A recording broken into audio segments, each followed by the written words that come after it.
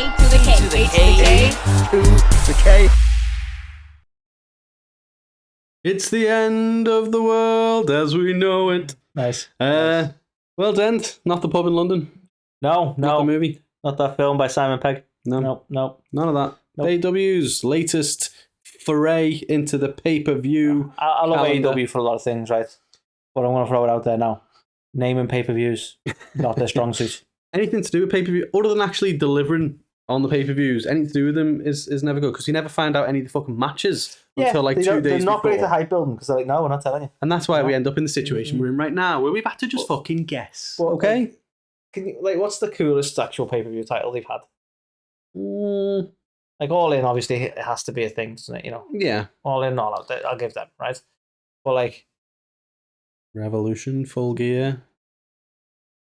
Yeah. Shit on.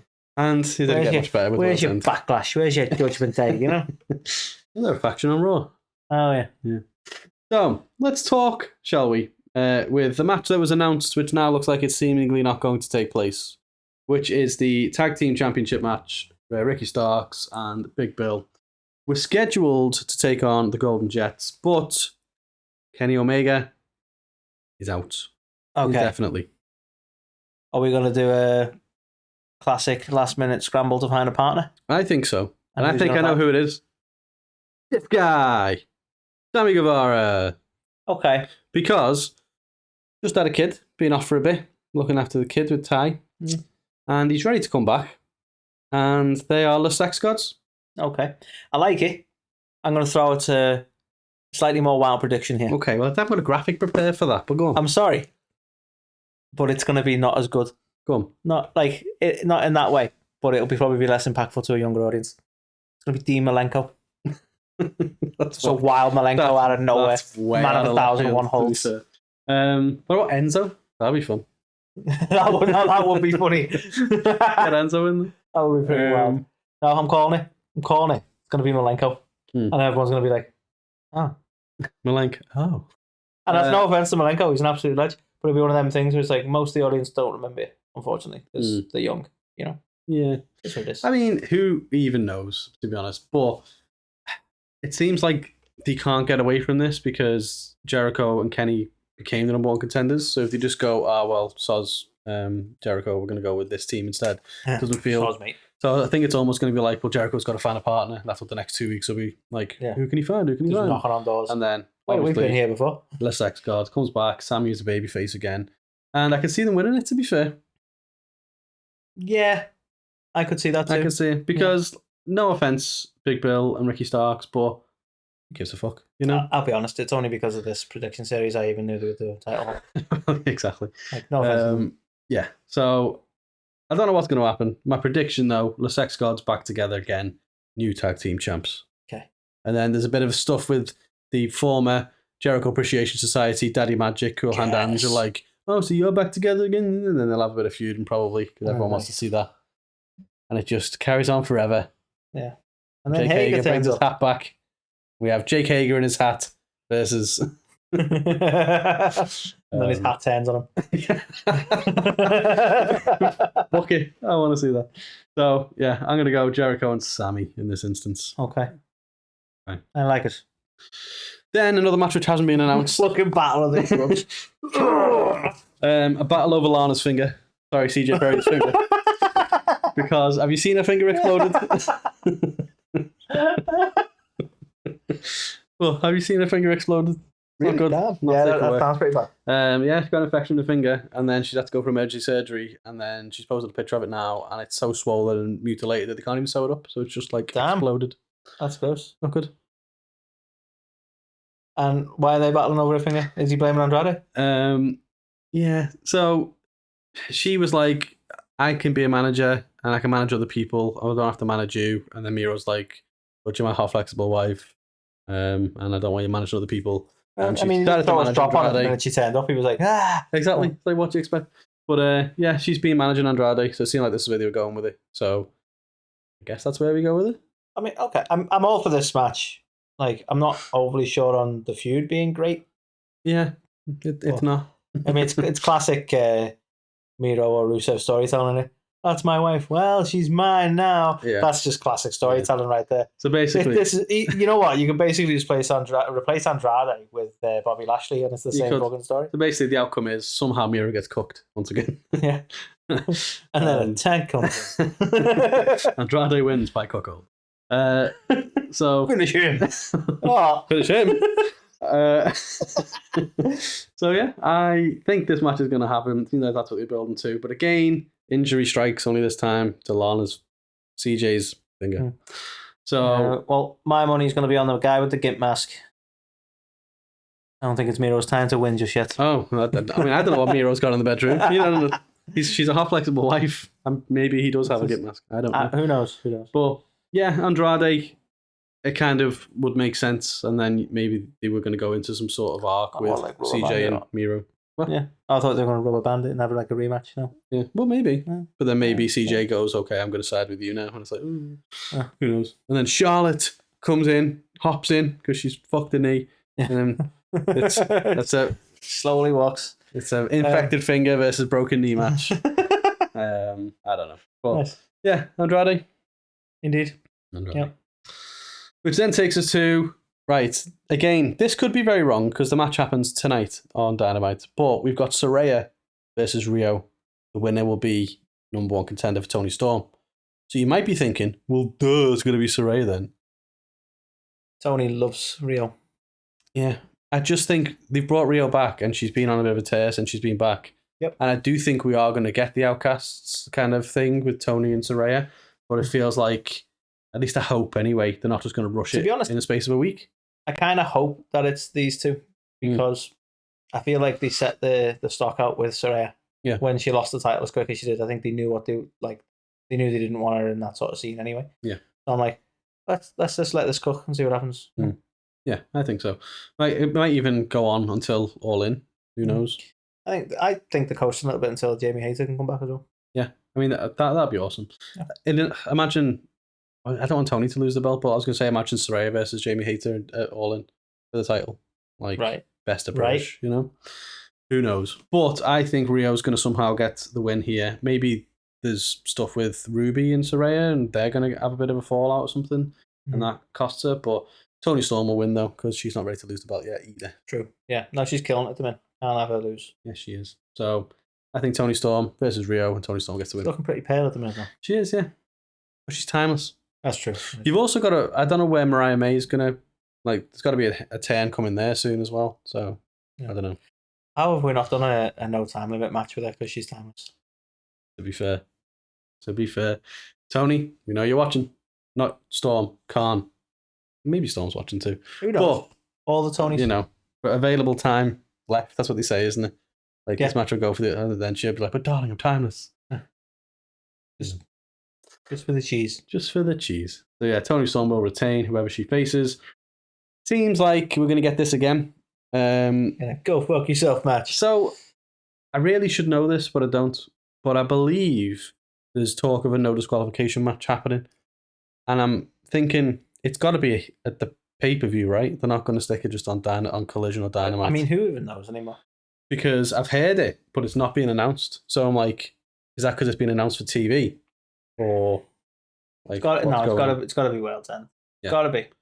And what you do? This is the tricky bit because Copeland's already lost the first time, but should he be winning the TNT title? This is the difficult bit. I feel like he probably is going to win the TNT title. Just feel like, why? Yeah. You know? Yeah. I mean, these two don't need the belt at all for the feud. What could be good? Because I know Copeland wants to face Sting at some point. I don't think it should be Sting's last match. I still think that should be Darby. Agreed. So what if we get Copeland winning, and then this kind of puts the feud with Christian to bed for a little bit, and then we get Sting winning the TNT title off him. So he's got to reign before he leaves, and then Darby takes the title. Yeah. Be nice. To become like a 77-time champ or something. Yeah, however many times we make it. But yeah, I don't know. He's on the little guy.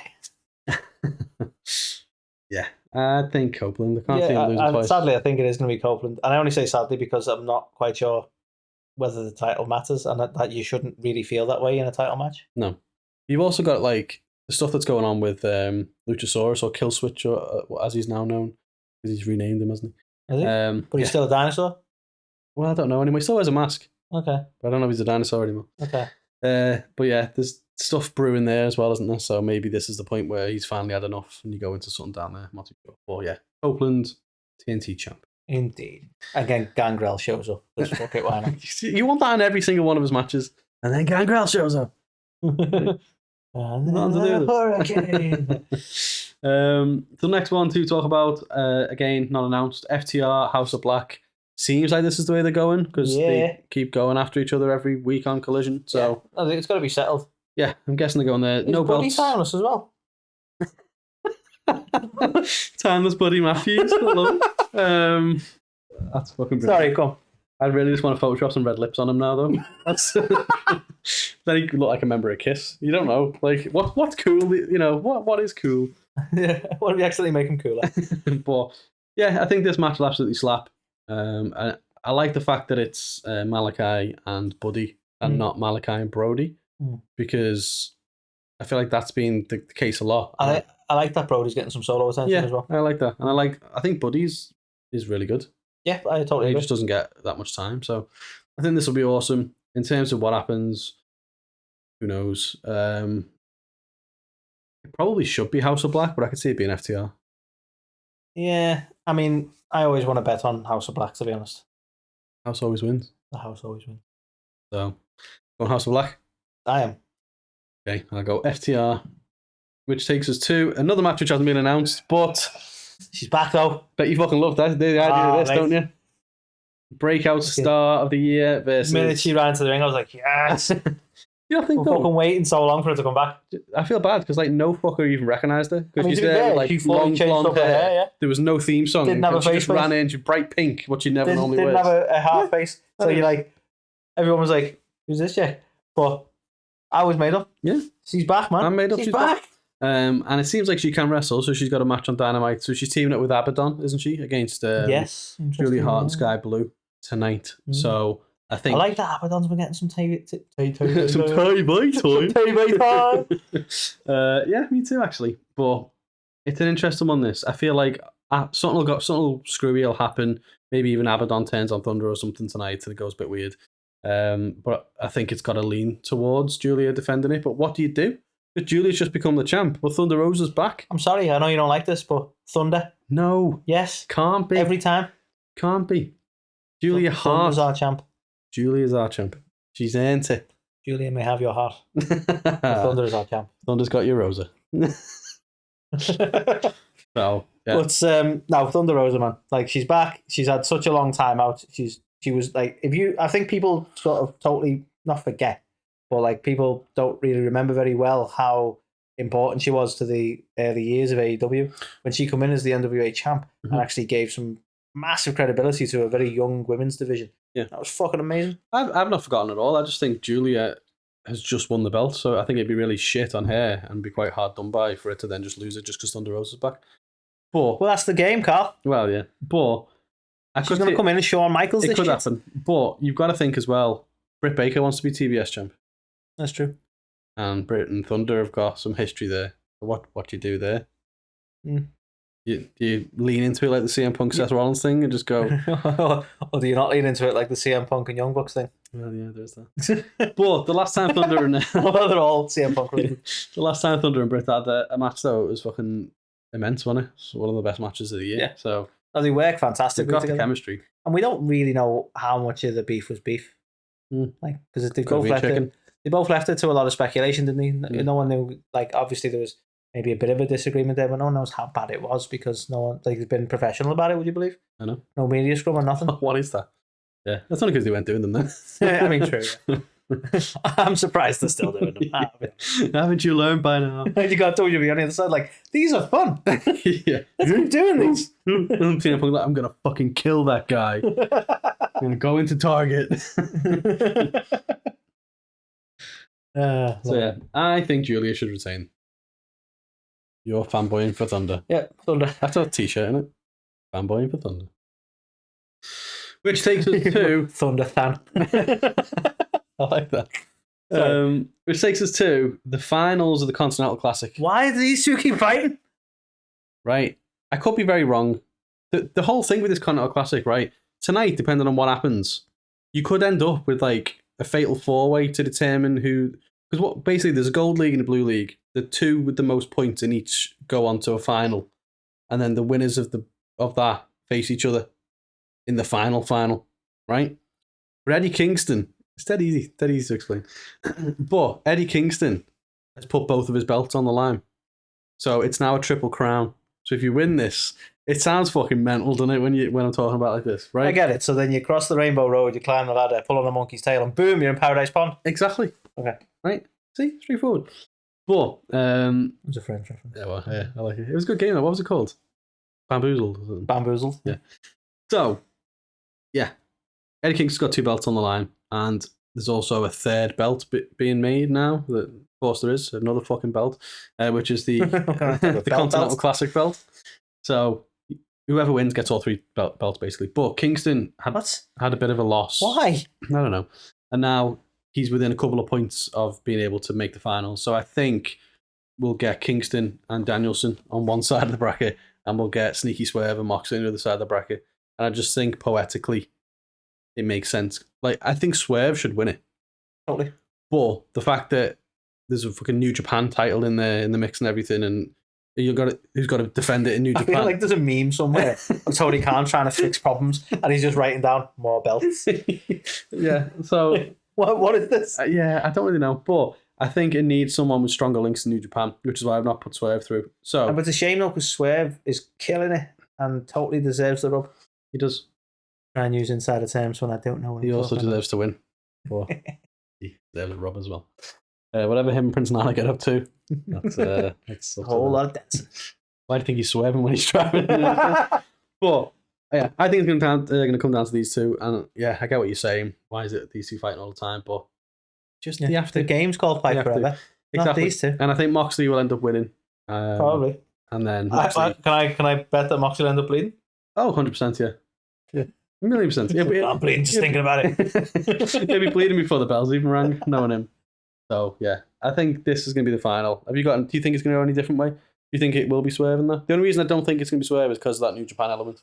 I'm going to bet Swerve just out of sheer hope. Okay. I think he deserves it. I'd be happy if it was, to be fair. Which takes us to the only match actually fucking announced that we know what's happening. Good.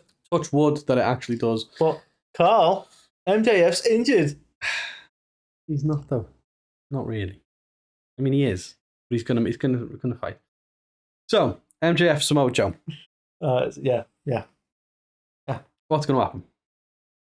We can talk about the devil in a sec, because the final slide, I want to actually have a discussion on whether we're going to see the devil, whether we're going to find out who it is, all that good stuff. But who's going to win?